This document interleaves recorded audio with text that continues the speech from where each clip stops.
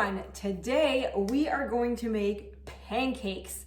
So let me start by showing you what we have here to make our pancakes. First of all, we have our mixing bowl. This is not a very large mixing bowl. It's kind of on the smaller medium size. We don't need a giant one here. This recipe is probably going to make about 8 to 10 pancakes, so not huge bowl needed. We've got some measuring cups, some measuring spoons. Then we have our trusty gluten-free oat flour. We've got eggs, and we've got maple syrup, just pure maple syrup, some cinnamon, and then for toppings, we've got a banana and some freshly washed strawberries and blueberries. So as you know, I've said this before, I never measure. I make these pancakes often, but I have never actually measured out my batter. And so we're gonna do this together and figure it out as we go. So let's dive in. Usually I start with putting in the eggs, and I use 3 eggs. So we're gonna use 3 eggs. These are just, regular eggs, free run organic eggs that I'm using here. So let's start with these. Let's see if I can do this without getting any shells in. I feel like I've been cracking eggs for years, but I still haven't mastered the art. So if anybody has some brilliant egg cracking tip, then let me know. I'd love to learn. And look at that, I did actually get shells in. Surprise, surprise, which is why I've got some trusty spoons here to scoop them out. There you go. All done. I'm just gonna rinse my hands here since they are now a little bit wet and eggy. We'll put a little tea towel here to help us along the way. All right, so we've got our eggs in. That looks good. We'll give them a little bit of a mix here just to mix them up. It looks good. Next, we're gonna put in our flour, and I'm going to start by scooping in 1 cup of flour. I have a sense it's going to be more than that, but let's start with 1 cup and see what that looks like. So definitely going to be more than 1. Let's try 1.5 here. We'll put another 1/2 cup in. That's good. We're already making a little bit of a flour mess. That is okay. And then for maple syrup, I like to add a little bit to my batter, but not a ton because, we will be putting maple syrup on the pancakes after. So I'm actually gonna put in, let's just see here. We'll start with this is 1 tablespoon, 2 tablespoons. We'll put in 4 tablespoons of maple syrup. That looks about right. So 4 tablespoons of maple syrups. This is like the actual pancake itself won't be overly sweet, which is fine because like I said, you are after, once they're cooked, you're adding maple syrup on top and toppings and all sorts of things that will make it sweeter. We're also gonna add some cinnamon, and I think for this, we're gonna do, let me look at the sizes here. We're gonna do 1 teaspoon of cinnamon in this. As you know, I love my cinnamon, and a little bit of cinnamon added to these pancakes just adds like a really nice little taste. So let's add in 1 teaspoon of cinnamon there. And let's mix that up a little bit. Now, the next step is going to be adding water. So I actually just add water to my batter, and we are going to add, like I said, I usually just dunk this in the sink and add water. We're gonna add 1/4 cup at a time here to figure out exactly how much water. So definitely more than that. So here we go. Now we're at 1/2 cup, definitely more than that. All right, so I'd say let's start with a solid cup then. Here we go. So we're at 1 cup of water now. Let's start giving that a stir and see what that looks like.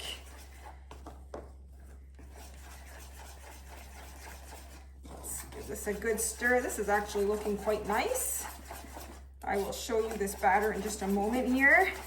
We're gonna try to stir it up so that the flour is nicely dissolved and there's no chunks of flour left over. So this is looking quite good. So as you can see here, it's pretty liquidy. So you have a nice liquidy batter. You don't want it to be too thick, but you don't want it to be water thin. So you can see it's not super thin, but it's also not too thick. So we'll give this a little bit more of a mix here.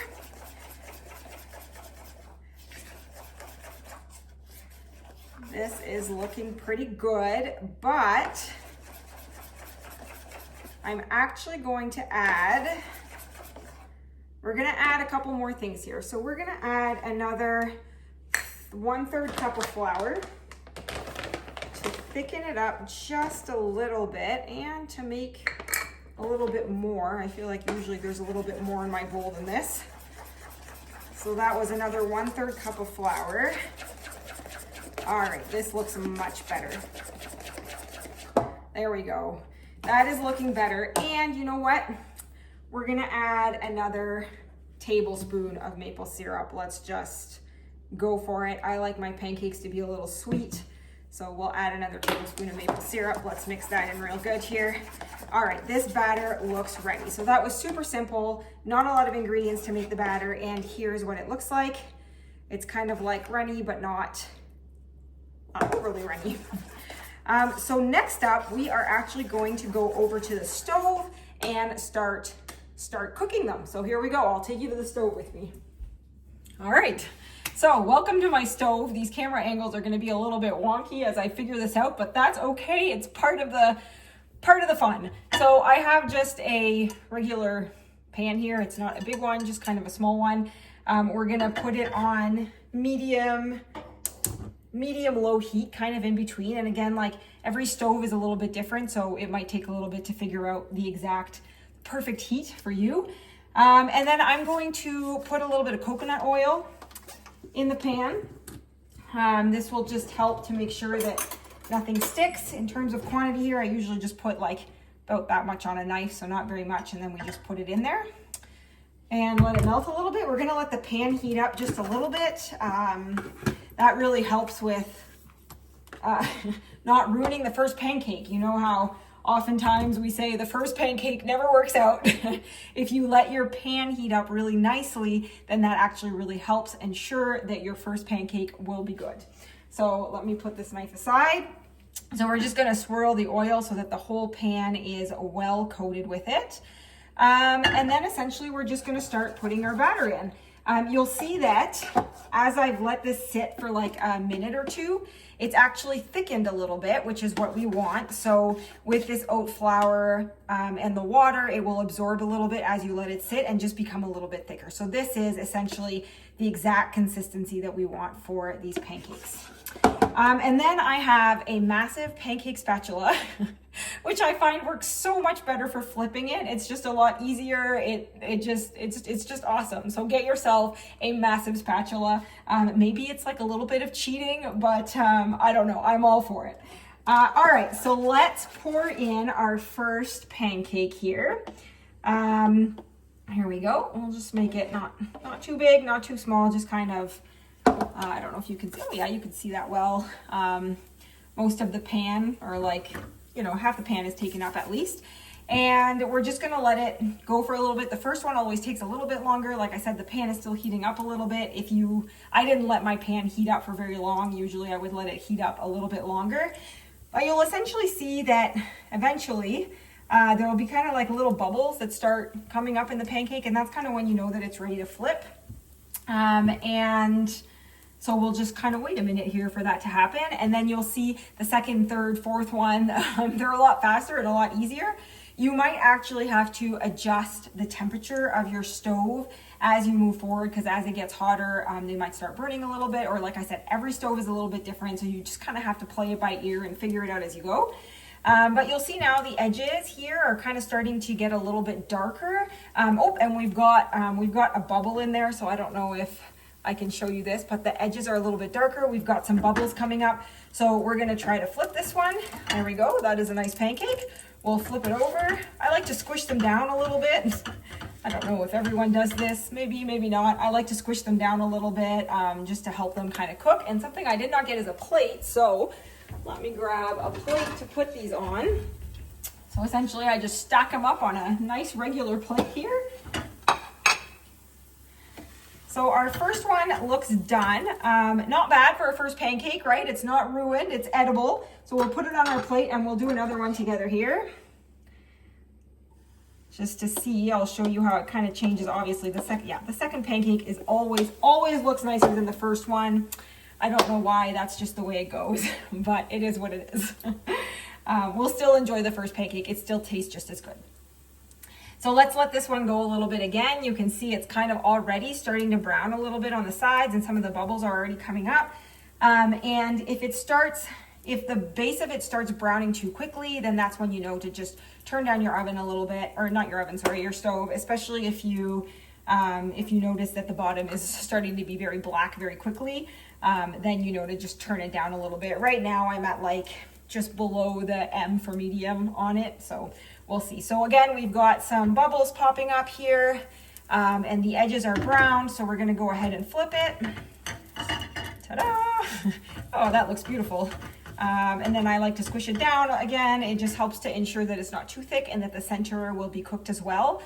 Sometimes if you squish it down and the edges kind of like splatter out, then I flip it back again to cook the parts that essentially splattered out, which can happen from time to time. It's an art.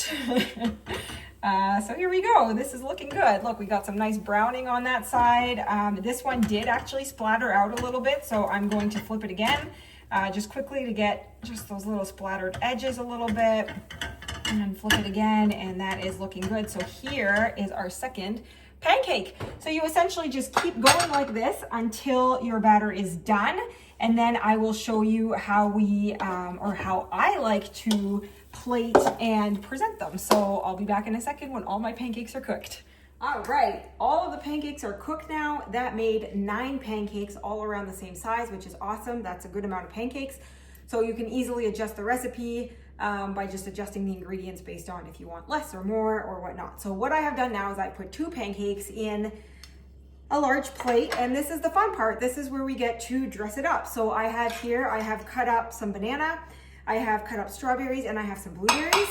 And essentially what we can do now is just place it on the pancake. So let's do this together. We can put some bananas on. And this is really fun too. Like if you have kids, you could make like smiley faces, or just make it fun for them, right? You can easily make like little doggies, use the strawberries for ears or something, bananas for eyes, and little nose with the blueberries or something, right? You can really make it fun for them. So just dress this up however you want. Put as much or as little fruit as you want on them. That's up to you. This is totally like the customization stage. You could also offer it with yogurt. You could sprinkle some hemp seeds on there. Lots of different ideas to just make it a little bit, add some nutritious ingredients to it essentially. So, I mean, this isn't the most beautiful thing right now, but that's okay. We're just having fun with it and putting our ingredients on it. And then that's it. And then once you have it the way you like it, you basically take your maple syrup and sprinkle it on top. So I showed you this before. So this is our like pure maple syrup. I actually buy this at Costco most of the time.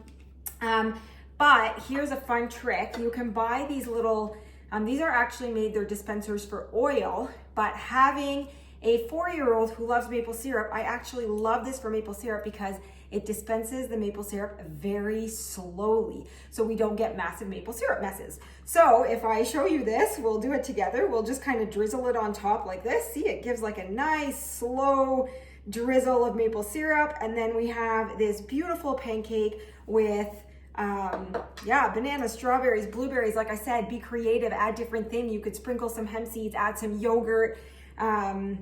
You could even sprinkle like some granola on top, or whatever you want. This is where you can get creative and try different things.